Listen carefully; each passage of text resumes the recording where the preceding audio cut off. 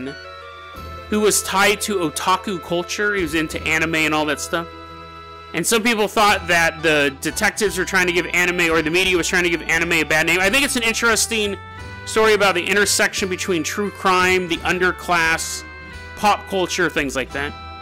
The third story is about a very delicious, a very delectable little conspiracy theory I like to call the Bridesmaids conspiracy. One of my favorite conspiracies I've covered. But the first story is why I wanted to profile it this week. And it's the story of the Fanatics, a group of just out and out bizarre people who believe that Forrest Fenn planted a treasure. Now, I'm not going to go into detail about all of it because I really go into it in this segment. And I said on the Solar Plexus Clown Gliders episode, I've only listened to this episode really one time, and that was when I was editing it and I was done. This episode is probably one of the top 10 episodes I've listened to the most. Because it always gives me a good chuckle. I always kind of go, oh, those lunatics, as I laugh about it. The Fanatics are so bloodthirsty that even when I did a repeat of the Shadow People invasion story, which was the first time I talked about the Forrest Fenn story, last season break, or it wasn't even last season break, it was just a couple weeks ago because my little brother was in town. I repeated that episode, I had that episode rerun, and people were still emailing me and popping on YouTube, you're a liar, I'm reporting your channel for legal abuse and blah, blah, blah, blah, blah.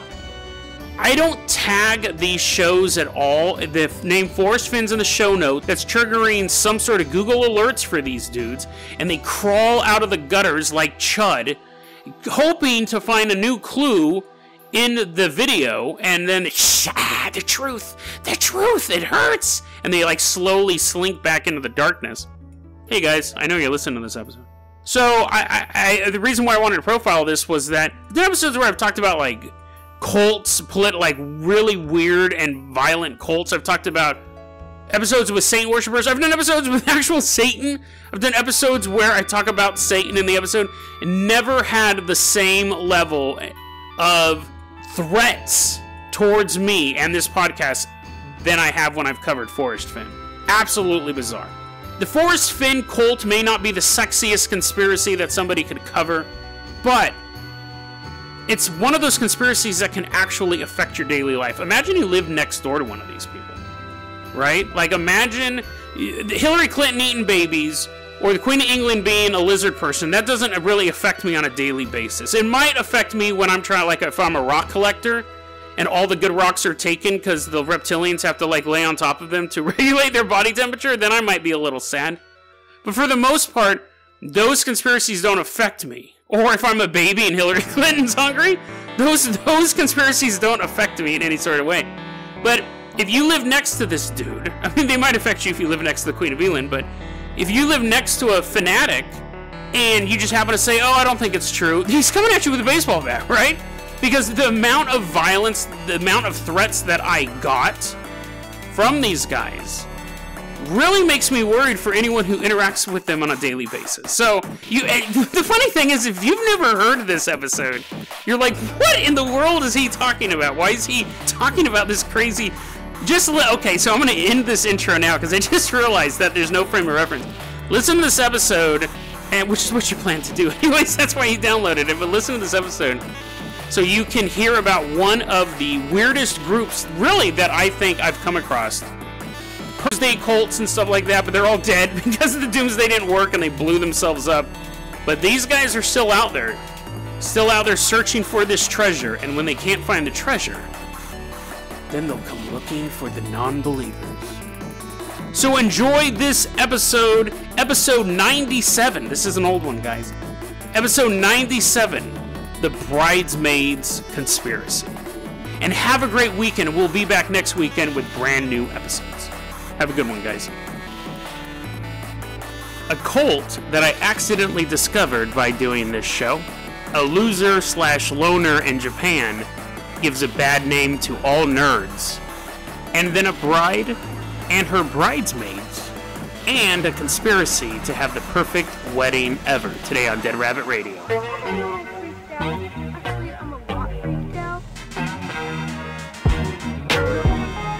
Hey everyone, welcome back to another episode of Dead Rabbit Radio. I'm your host, Jason Carpenter. I'm having a great day. I hope you're having a great day too. I actually got my flu shot today, and they gave me some new antibiotics for my sinus infection, so I overslept. I came home, ate some lunch, took my medicine, and slept. I'm recording this a little bit later, but I think it's still going to come out around at the same time.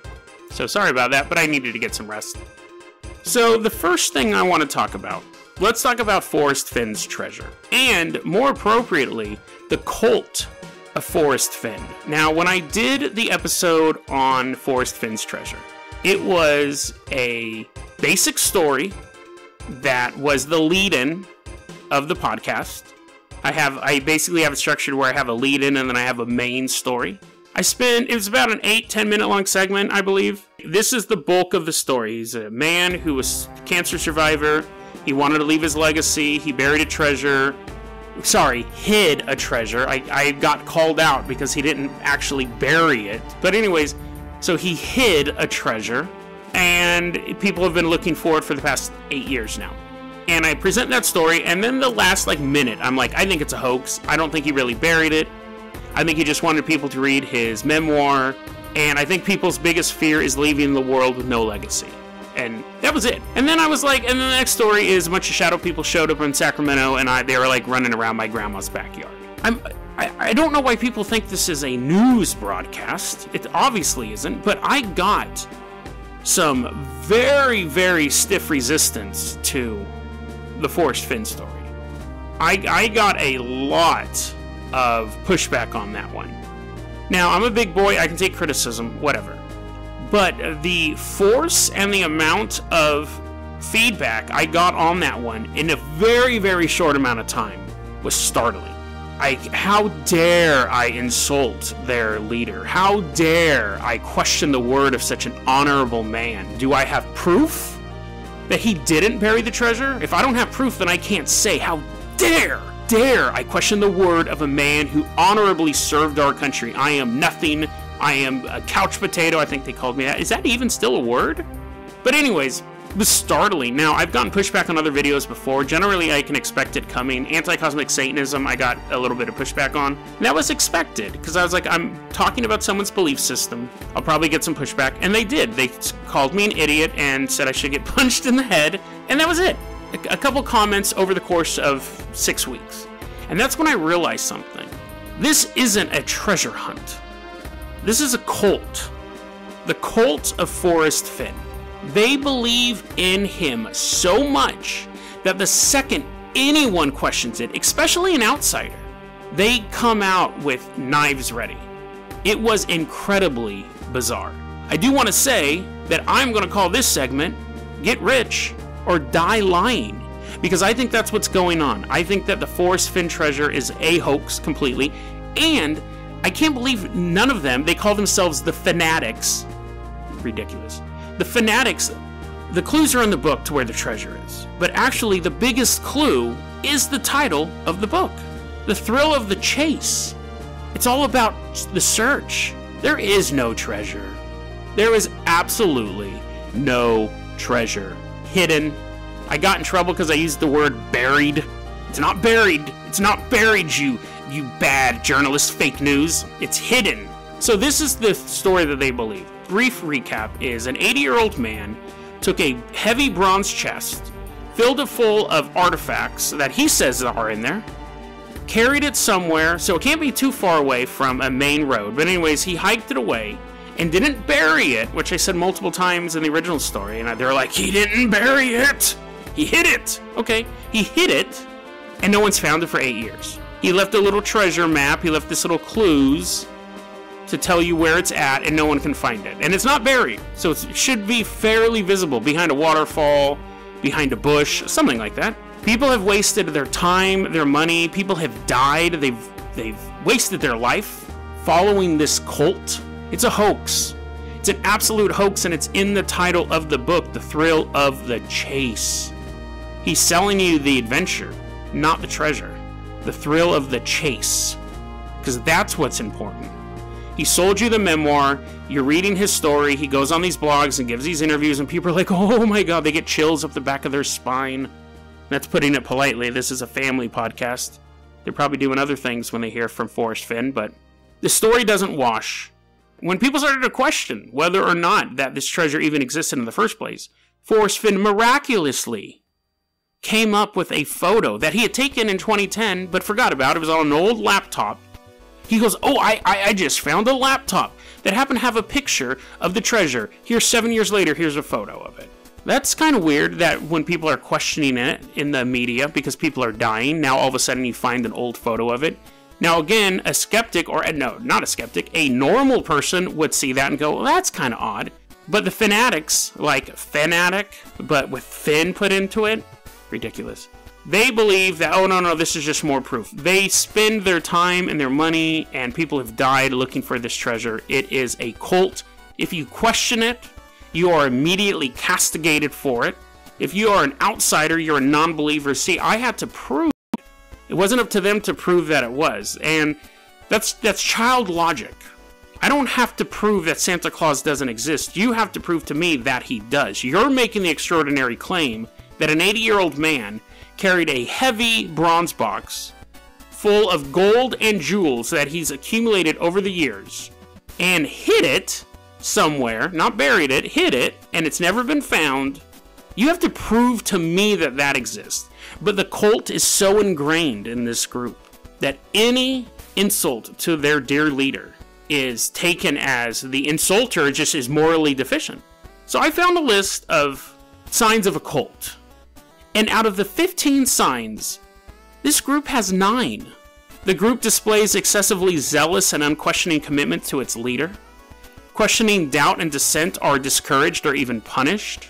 The group is elitist, claiming a special exalted status for itself. See, they're smarter than us. A lot of times on the websites, they'll be like, people who don't believe us just think that they're smarter than the clues. They should be able to find it. If they can't find it, then it doesn't exist. No, it doesn't exist because it doesn't exist. It doesn't exist because the story doesn't make sense. That's it. It doesn't make sense at all. If he had hid it, and a week later somebody found it, or a year later, or 5 years later, maybe. But it's been 8 years now. He's saying it may not be found for 1,000 years. It won't be found in 1,000,000 years because it doesn't exist. The group has a polarized us versus them mentality. Yeah, that's true. Subservience to the leader or group requires members to cut ties with friends and families. Not so much, and radically alter the personal goals and activities they had before joining the group. Go to the Reddit thread for Forrest Fenn. It's crazy. People plan their lives and they'll be like, oh, I was up so late looking at my newest solve. That's what they call it. Like, I was looking at my solve, and people will post there like, hey, I think I know what this part of the clue is. And oh, you're an idiot. You don't know what that is. It's this real insular group. And they'll talk about, man, I've wasted so much time. Sorry, not wasted. I've spent so much time. Well, I think it's waste, but I spent so much time working on this and blah, blah, blah. So sad. The group is preoccupied with making money is another sign of a cult. I think that's the interesting point, is that Forrest Fenn is a cult leader, but he's not selling you eternal salvation. He's not a religious cult leader in that sense. He's selling you salvation here. He is telling you that if you believe in him and follow his word, you can have millions of dollars. Like, he's selling you salvation here.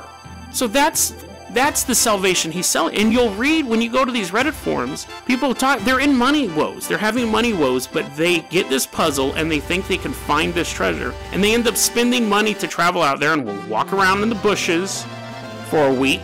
And they find nothing because it doesn't exist. And this guy, this Forrest Fenn guy, is totally getting off on this. His legacy is completely enshrined. This is what I said on the original episode, 100 years from now, people will still be looking for this. It doesn't exist. And the sad thing is, Forrest Fenn's name will be remembered 100 years from now, like his treasure. But the people who are spending their lives now looking for it, they'll be forgotten. Their legacy is gone. They're never going to find it. They're never going to stumble upon the box. I'm sure they daydream about finding it, and then everyone else on Reddit being jealous that they found it, and then them meeting Forrest Fenn, and they're nervous, and they're shaking his hand for the first time, and then they're on the Ellen show, and they tell their story about how they found it. It's never going to happen. It's total daydreams. The people who are spending their lives looking for this, they will have no legacy. Forrest Fenn is almost sucking the life force out of them. Cults are insane. So you have, I mean, secular cults can be just as damaging to people. And the thing is people, the thing about cults is people feel, the people who are in cults are people who are too smart.